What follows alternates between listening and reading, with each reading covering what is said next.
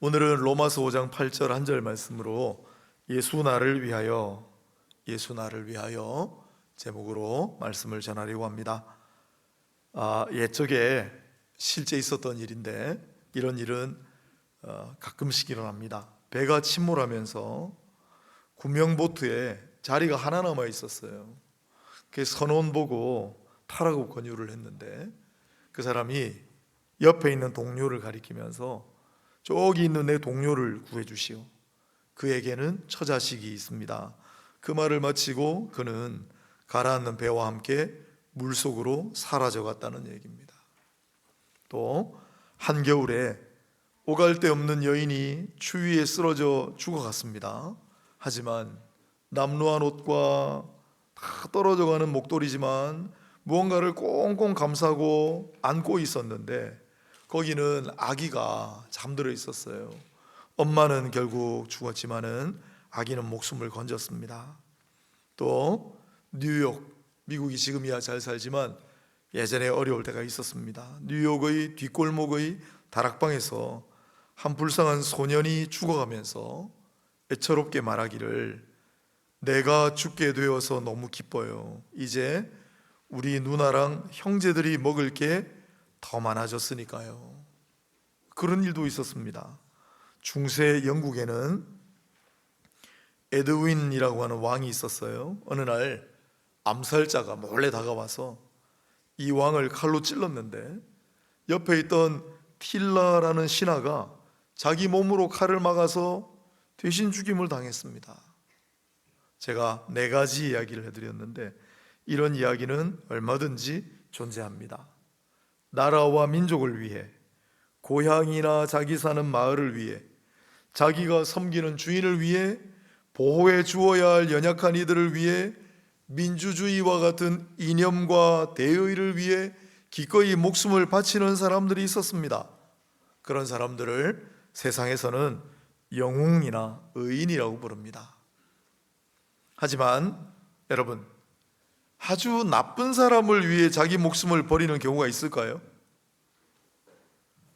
악당이나 죄인을 위해 대신 죽어도 좋다고 여기는 사람들이 있겠습니까?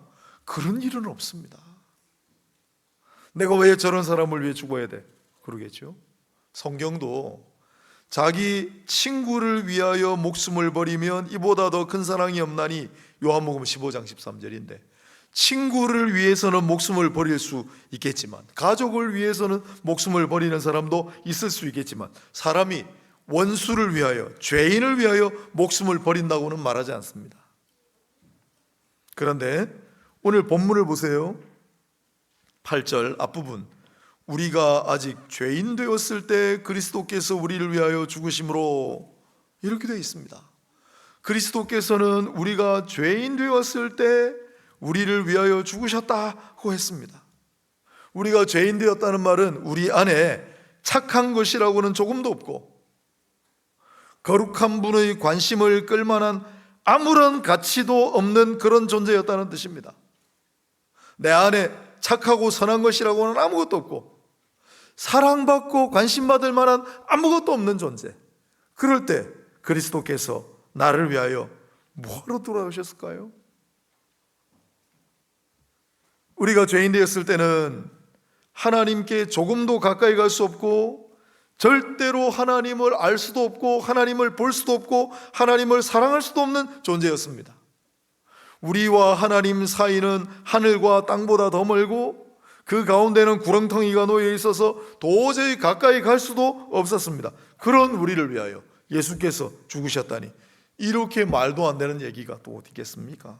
바로 그런 말도 안 되는 이야기가 예수를 믿는 사람들에게 일어났다 이 말입니다. 예수께서 우리가 죄인 되었을 때 우리를 위하여 죽으셨다. 왜 그러셨을까요? 아무짝에도 쓸모없는, 정말 무가치한 착한 구석이라고는 요만큼도 없는 이 심각한 죄인, 나쁜 악당 같은 우리를 위해 왜 예수께서 죽으셨습니까? 그 이유가 오늘 8절 뒤에 있잖아요. 하나님께서 우리에 대한 자기의 사랑을 확증하셨느니라. 하나님은 애당초 우리를 사랑하셨습니다. 성경은 우리를 향한 하나님의 사랑을 하나님이 우리를 사랑하신다는 것을 성경은 뭐라고 표현하느냐 하면 다함이 없는 사랑, 보이지 않는 사랑, 곁에 있는 사랑, 영원한 사랑, 온전한 사랑이라고 설명합니다. 눈에 보이지는 않지만 영원한 사랑, 온전한 사랑, 뜨거운 사랑, 다함이 없는 사랑, 무한한 사랑, 진리의 사랑, 공의의 사랑이라고 성경은 우리 얘기합니다. 하나님은 그만큼 우리를 사랑하셨다. 왜요? 우리가 사랑받을 만한 구석이 있고 우리가 사랑스러운 존재라서가 아니라 그냥 하나님은 사랑 그 자체시기 때문이에요. 하나님의 사랑은 그러나 말로만 하는 사랑이 아니라 행동하는 사랑이에요.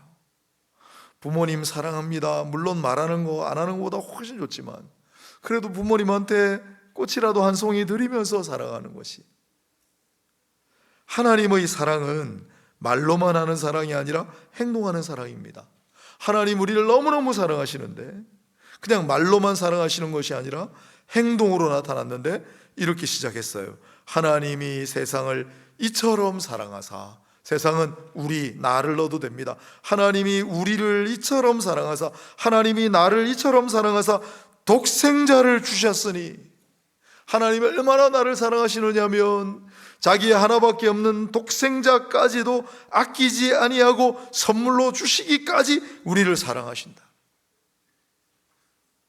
그리고 그 독생자께서 우리를 위하여 우리가 죄인일 때, 내가 아직 죄인일 때 죽으시면서까지 우리를 사랑하시는 그 사랑은 바로 그 죽음에서 절정에 이르렀습니다.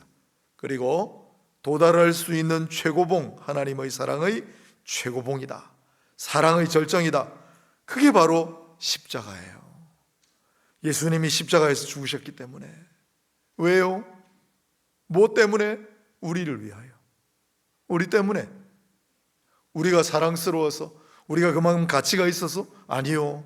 우리 죄인이었는데, 우리 무가치한 존재였는데, 우리 나쁜 사람들이었는데 우리를 위하여 그저 사랑하심으로, 얼마나 사랑하셨냐, 자기의 목숨까지도 내어놓으실 만큼 사랑하셨다.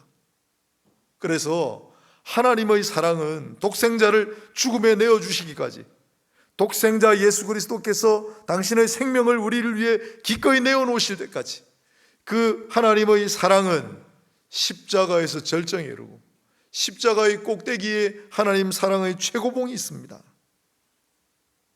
그러므로 여러분이요, 십자가를 보면, 십자가를 생각하면 무엇을 느끼십니까? 아, 나를 위해 쏟으신 피, 희생, 구원, 물론 다 답입니다마는 십자가를 보면 하나님의 사랑을 생각해야 합니다. 그리스도의 사랑을 떠올리셔야 합니다. 이 절정에 이른, 최고점에 이른 주님의 사랑은 봄바람보다 더 부드럽게 우리의 마음을 어루만집니다.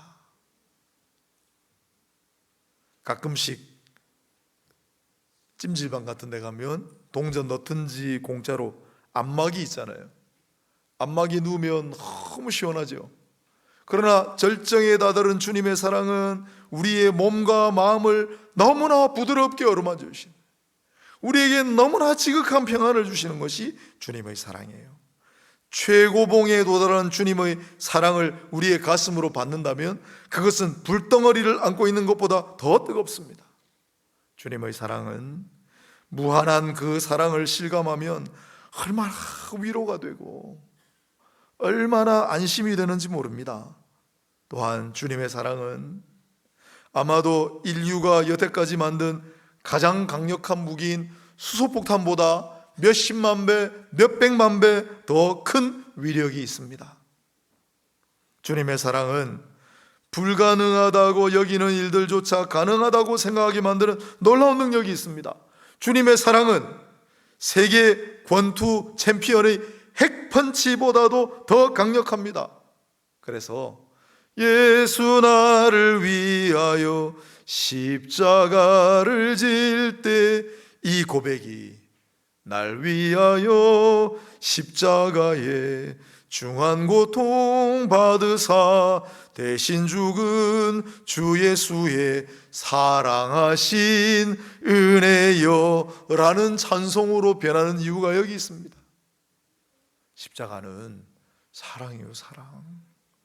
예수께서 우리를 위해, 심각한 죄인을 위해 선한 것이라고는 조금도 없고 사랑스러운 요소라고는 조금도 없었던 우리를 위해 대신 십자가에 죽으신 것은 사랑 때문이에요. 그냥 아무 조건 없이 사랑하셨기 때문에. 그렇다고 값싼 사랑이 아닙니다. 당신의 고귀한 목숨조차도 기꺼이 아끼지 아니하고 우리를 위해 내어주실 만큼 뜨겁고 영원하고 온전하고 무한한 사랑이다. 십자가는 사랑이에요. 그 사랑은 위로가 되고 평안이 되며 때로는 우리의 힘이 되고 능력이 됩니다. 사랑의 원잣단. 어릴 때 엄지부터 손톱 몇 개가 하얀 아이가 있었습니다. 생활하는데 지장도 없고 어디 아픈 데도 없었지만은 아이의 부모님은 계속 신경이 쓰였습니다. 어디 몸에 이상이 있는 거 아닌가 하고. 그래서 아이를 데리고 이 병원 저 병원을 전전하며 원인을 찾기 위해 애썼습니다. 그러다가 부산에 사시던 분인데 그 시절에 한국 최고의 병원이라 할 수 있던 서울대학교 병원까지 가서 아이를 데리고 가서 종합검사를 받았습니다. 그런데도 뚜렷한 이유를 찾지 못해서 그 후로도 얼마나 애를 태웠는지 모릅니다. 그 아버님은 돌아가셨고 그 아이는 지금도 건강하게 잘 살고 있습니다. 바로 접니다. 제가 손톱이 좀 하였어요. 지금도 약간 좀 연한데 때로는 엄지손톱, 때로는 검지, 중지까지도 때로는 하얗게 변하는 증상이 있었는데 아픈 데도 없고 몸에 이상도 없는데 늘 그게 신경 쓰이셨나 봐요. 그래서 어린 저를 데리고 이 병원 저 병원 서울대학교 병원까지 가서 검사를 받고 하셨어요. 요즘 반려동물 키우는 가정이 정말 많습니다. 작년 통계로 국내에만 700만 가정이, 700만 명도 많은 숫자인데 700만 명이 아니고 700만 가정이 반려동물을 키우고 있어요. 전체 가정의 28.6%. 5집 중에 한 집은 반려동물을 키운다고 보시면 됩니다.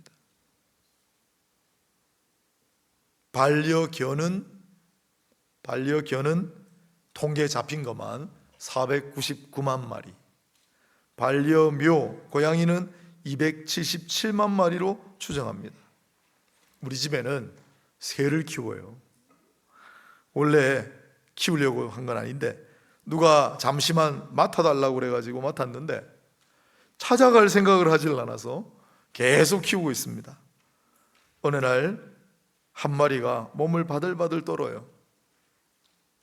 그러면 데리고 병원에 갑니다. 어떡하겠습니까? 여러분, 만일 우리에게 문제가 있다면 하나님 어떻게 하시겠습니까? 우리에게 문제가 있다면 우리 하나님의 아들, 딸인데 하나님 아버지께서 어떻게 하시겠어요? 어디가 아픈지, 뭐가 문제인지 알려고 하시지 않겠어요? 알면 고쳐주려고 하시지 않겠습니까? 그렇다면 우리의 가장 심각한 문제가 뭡니까? 우리의 가장 큰 아픔이 뭡니까? 인간의 가장 심각한 문제는 죄입니다. 죄. 그리고 인간의 가장 큰 아픔은 죽음입니다. 하나님은 바로 우리의 이 문제를 해결해 주시기 위해 독생자를 보내셨고 예수님은 그 문제를 해결해 주시기 위해 대신 죽으셨습니다. 그분은 죄가 없으시기 때문에 처벌받아야 할 하등의 이유가 없는데도 불구하고 우리 대신에 기꺼이 죽으셨어요. 죄의 삭슨 사망이라고 했으니 죄인은 반드시 죽음이라고 하는 가장 큰 아픔과 슬픔과 고통과 절망을 피할 길이 없는데 예수님은 우리 인간이 모면할 수 없는, 감당할 수 없는 이 가장 큰 고통과 가장 큰 슬픔과 가장 큰 절망과 가장 큰 아픔을 해결해 주시기 위해 우리의 죄를 대신 짊어지시고 십자가에 못 박혀 돌아가셨어요. 우리 아버지도 이거 뭐 아무것도 아니지만 내 손톱이 빨간색으로 돌아오는 길만 있다면 뭐든지 하셨을 거예요. 우리 하나님은 우리의 죄의 문제를 해결해 주시기 위해, 우리의 피할 수 없는 죽음이라는 문제를 해결해 주시기 위해 독생자를 보내시고, 독생자는 자기를 대신 희생시키기까지 우리의 문제를 해결해 주셨어요. 이것이 바로 오늘 여러분들에게 들려드리는 예수 나를 위하여의 얘기였습니다.